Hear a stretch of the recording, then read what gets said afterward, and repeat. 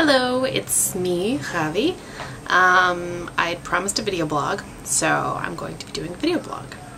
I actually recorded this once and I realized I didn't really have anything to say, so I was sort of throwing up my hands, but as it turns out, I guess I do have some things to talk about. So, first things first, tell you a little bit about my trip. I left Lincoln on Monday morning and essentially spent the next 48 hours driving. The trip itself was about 22 hours long, but I took a detour to Philadelphia to have dinner with my friend John at this delicious African restaurant. Of course, I stopped off to eat, to get gas, lots of gas, very expensive gas, and so the entire 2 days were pretty much filled with traveling. So let's see, interesting things that happened on the trip. I thought it was great when I was in Iowa and then western Illinois. I kept seeing these gigantic semi-trucks fly by with these very large wing-like things. At first they looked sort of like they were about the size of propellers for ocean liners. Then I realized while driving through Iowa that they were actually sort of the wings for wind turbines. They've been putting up a lot of wind turbines out in Iowa, so that was really cool. Saw a lot of classic cars. Really want a classic car. Don't want to have to worry about how it works or anything. I just want to drive it. When I was leaving Ohio to head to Philadelphia on Tuesday, I ended up going the wrong way on the turnpike. Not like the wrong direction, but I was going west instead of east, so I wasn't driving into traffic, God forbid. So I was doing that for about an hour before I realized that I was going the wrong way. So I turned around, and in order to try to make up time, I was going comfortably over the speed limit. I saw a state trooper about a half mile up, and so, you know, I was like, I need to slow down just a little bit. So I took my foot off the gas to put it on to the brake, and I don't know if I was frazzled or stressed out or tired, but I ended up slamming on the gas. So I flew by the cop, going about 19 miles over the speed limit.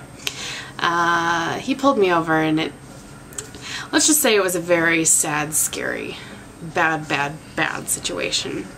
That left me pretty much emotionally beat for the day. So the upside is that shortly after that I entered Pennsylvania and I got to drive through the foothills and through the mountains, and it was just green and gorgeous and beautiful, and it was probably the best part of my trip because when you're driving up and down and around curves and stuff, you really have to pay attention. So it went the fastest because you're constantly poised for a turn or for a semi to fly by you, and it was beautiful. I only hit rain once, which was nice. I hate driving in the rain. But the entire trip, the monetary expense, just boy oh boy. Yeah, turnpikes the entire way. Toll roads, horrible toll roads. I spent probably about $100 on tolls, which is just way too much money to spend on tolls. The upside is that they were doing construction the entire way there. So that means that my toll road money is going to work. Yay, Department of Transportation. So that was my trip. I got here in Connecticut on Wednesday morning. I moved in and returned the car and hopped on a bus and hopped on another bus and ended up in Hartford. So my my camera just died on me. Well, it stopped recording for some reason. So I'm not sure where I left off, but essentially I got here on Wednesday. I'm about a half hour away from Hartford, and I'm all settled in finally at last. So you can see my room behind me here. Got the bed back here, my cool poster. Over there we've got the dresser, coffee maker, and well, I brought the coffee maker, and a microwave, and lots of tea.